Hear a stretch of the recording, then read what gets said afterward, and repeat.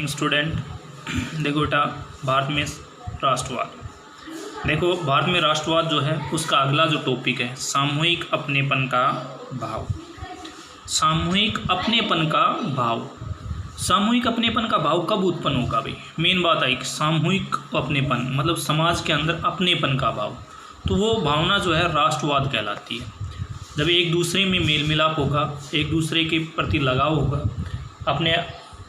अपना ही एक अंग समझेंगे, हिस्सा समझेंगे, ठीक है, तो उनमें एकता आएगी और एकता के कारण एक राष्ट्र का निर्माण होता है, ठीक है, जिसे हम राष्ट्रवाद कहते हैं। मतलब लोगों के विचार जो है आपस में मिलें, ठीक है। और इसके लिए सामूहिक अपनेपन के भाव के लिए हमारे देश के नेताओं ने बहुत ही अथक प्रयास किए, ठीक है। साथ में कुछ एक जो है कवि थे, रचनाकार थे, उन्होंने जैसे गीतों के माध्यम से राष्ट्रीय गीत, राष्ट्रीय गान, ठीक है, राष्ट्र की जो तस्वीर है, छवि, ठीक है, भारत माता की जो छवि थी वो प्रस्तुत की, जिनको के आधार पे लोगों के अंदर एक राष्ट्रवाद की भावना उत्पन्न, ठीक है। और उसे ही हम कह सकते हैं सामूहिक अपनेपन का भाव। मगर कुछ एक जो लोग थे, जैसे हमारे देश में सांप्रदायिकता आई।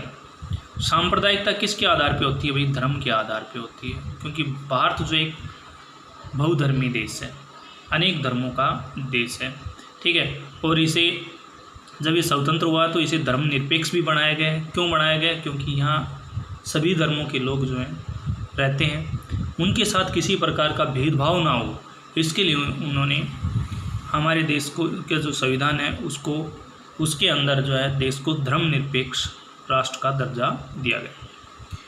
यहाँ जो थी धर्म के आधार पर मेन था मुस्लिम और हिंदुओं के मध्य मतभेद होते रहते थे, क्योंकि मुस्लिम जो नेता थे कुछ एक, ठीक है, जैसे यहाँ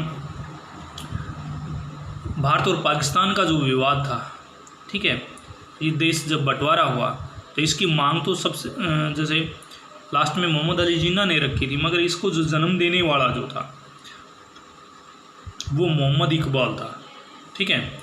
मोहम्मद इकबाल क्या किया कि उसने 1930 में मुसलमानों की जो अल्पसंख्यक राजनीति थी उसके हितों को ध्यान में रखते हुए उसने एक जगह जो है, मतलब जब जैसे कोई बैठक होती है या भाई सभा एकत्रित करके उसको जागरूक किया जाता है या सभा को संबोधित किया जाता है, उस सभा के अंदर जो है इसने एक भाषण दिया था, जिसके आधार पे उसने धर्म के आधार पे जो सांप्रदायिक बीज बोए थे, ठीक है, उसी बीज का नतीजा था भारत और पाकिस्तान का विभाजन। तब हम सामूहिक अपनेपन के भाव के बारे में पढ़ेंगे भी। मेन है सामूहिक अपनेपन का भाव क्या होता है कि भी राष्ट्र को एकता के सूत्र में पिरोना, ठीक है। तो राष्ट्रवाद की भावना तब पनपती है जब लोग यह महसूस करने लगते हैं कि वे एक ही राष्ट्र के अंग हैं, जब वे एक दूसरे को एकता के सूत्र में पिरोने वाली कोई साझा बात ढूंढ लेते हैं। लेकिन राष्ट्र लोगों के मस्तिष्क में यथार्थ रूप कब लेता है, ठीक है, ये क्वेश्चन बनता है। तो देखो बेटा, ये चित्र प्रस्तुत किया गया है, ये बाल गंगाधर तिलक जी का है, ठीक है, जिन्होंने 20वीं सदी के शुरू की तस्वीर ध्यान से देखें। तिलक एकता के प्रतीकों से घिरे हुए हैं। चित्र में चारों ओर विभिन्न धर्मों के पवित्र स्थान, मंदिर, चर्च, मस्जिद चित्र दर्शाए गए। देखो बेटा, ये मेन है कि बाल गंगाधर तिलक जी हैं, ठीक है। इनमें कहीं पे मस्जिद को दिखाया गया है, कहीं पे मंदिर को दिखाया गया है, ठीक है। मतलब मेन है कि अलग अलग धर्मों के अलग अलग रूपों में प्रतीक चिन्हों को प्रदर्शित किया गया है। इससे ये साबित होता है कि भाई ये जो व्यक्ति है ये साफ छवि धर्मनिरपेक्षतावादी जो नेता है, ठीक है, जिसने परिपूर्ण भारत को एक करने में अथक प्रयास किए। अब देखो, मैं इसी पे आधार पे एक स्टोरी जो मैंने आपको बताई थी मोहम्मद इकबाल की, वो आपको पढ़ के सुनाता हूँ। मुस्लिम लीग का जो अध्यक्ष था, मुस्लिम लीग की स्थापना भी 1906 में हुई थी, ये ध्यान रखना बेटा, ठीक है। मुस्लिम लीग जो पार्टी थी उसकी स्थापना कब हुई? तो 1906 में। मुस्लिम लीग के अध्यक्ष जो थे सर मोहम्मद इकबाल थे। 1930 में मुसलमानों के लिए अल्पसंख्यक राजनीति के हितों की सुरक्षा के उद्देश्य से पृथक निर्वाचिका की जरूरत पर एक बार फिर बल दिया। माना जाता है कि बाद के वर्षों में पाकिस्तान की मांग के लिए जो आवाज़ उठी उसका बौद्धिक औचित्य उनके इसी बयान से उपजा।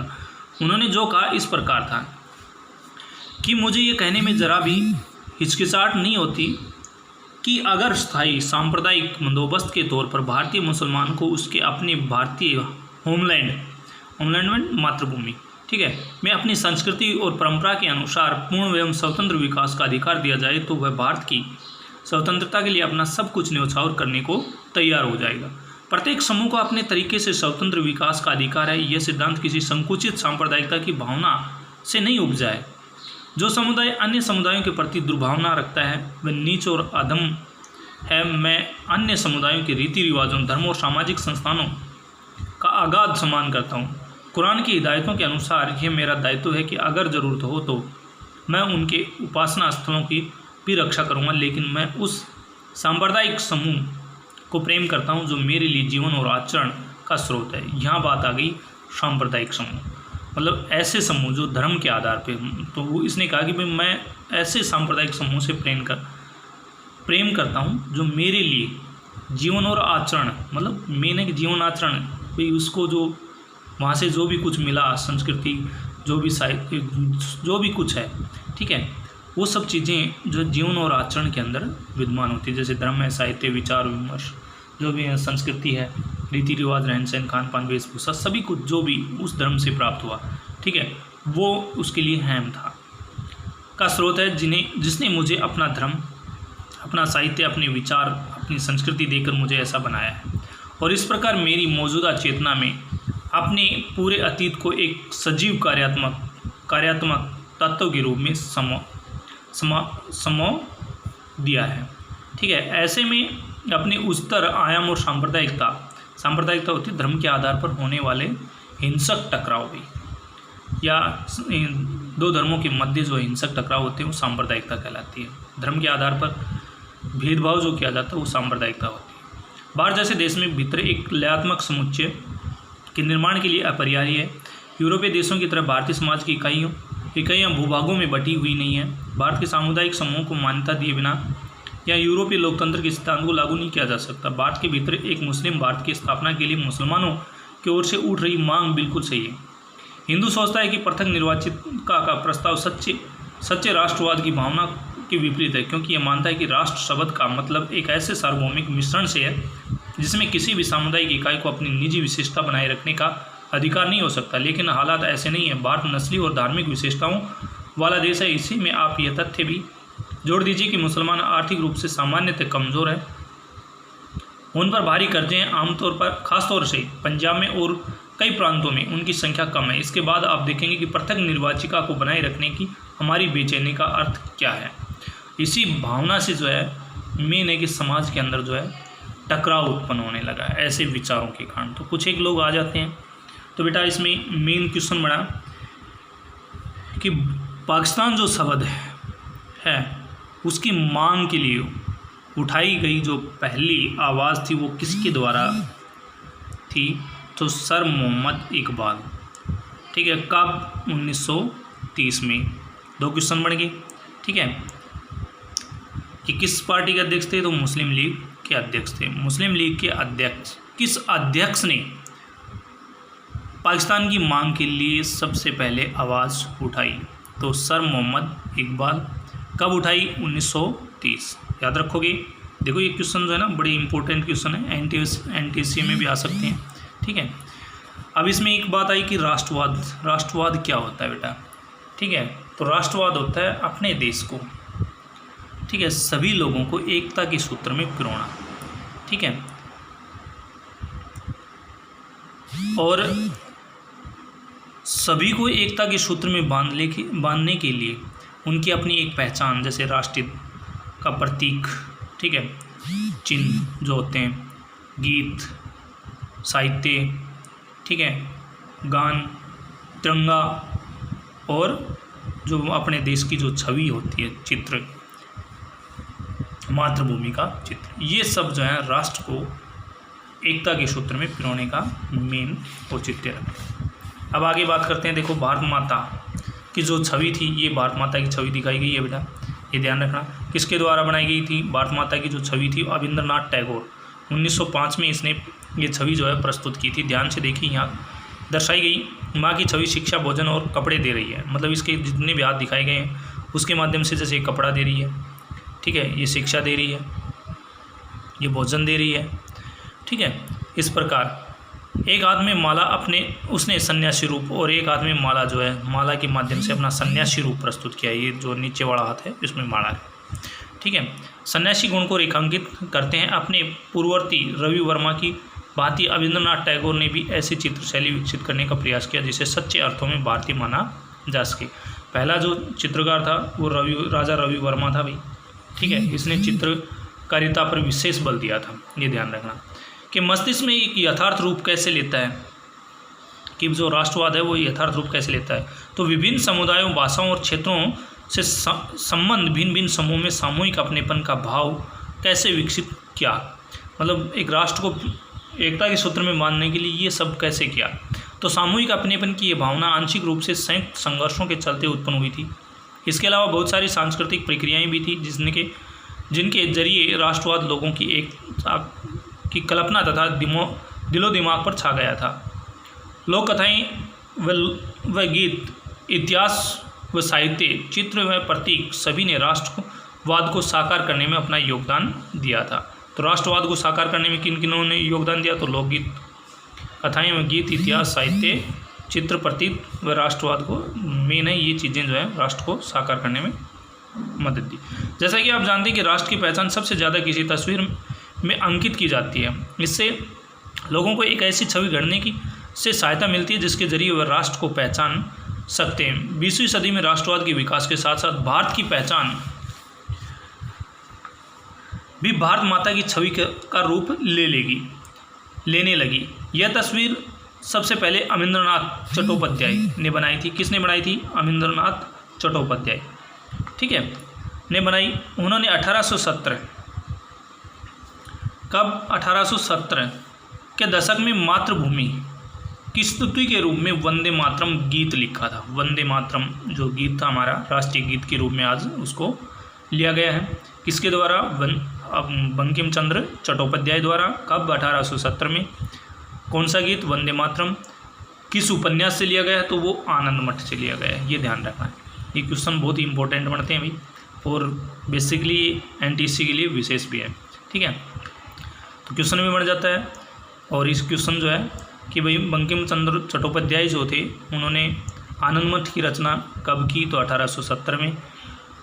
उसमें किस गीत को भारत के जो राष्ट्रीय गीत के रूप में लिया गया है वो कौन सा है? तो वो वंदे मातरम, ठीक है, राष्ट्रगीत। बंगाल में स्वदेशी आंदोलन में ये गीत खूब गाया गया। स्वदेशी आंदोलन की प्रेरणा से अविंद्रनाथ टैगोर ने भारत माता का विख्यात छवि को चित्रित किया। अब अविंद्रनाथ टैगोर जो थे उसने भारत माता की जो चित्र थी उसको भी विख्यात किया। भारत माता को इस पेंटिंग में एक सन्यासी के रूप में दर्शाया है। वह गंभीर, शांत, देवी और आध्यात्मिक गुणों से युक्त दिखाई देती है। समय बीतने पर जब इस छवि को बड़े पैमाने पर तस्वीरों में उतारे जाने लगा तो विभिन्न कलाकार यह तस्वीर बनाने लगी, तो भारत माता की छवि विविध रूप धारण करती गई। इस मातृ छवि के प्रति श्रद्धा को राष्ट्रवाद में आस्था का प्रतीक माना जाने लगा। राष्ट्रवाद का विचार भारतीय लोक कथाओं को पुनर्जीवित करने में आंदोलन से भी अधिक मजबूत हुआ। 19वीं सदी के अंत में राष्ट्रवादियों ने चारणों व भाटों द्वारा गाई सुनाई जाने वाली लोक जो कथाओं में को दर्ज करना प्रारंभ कर दिया।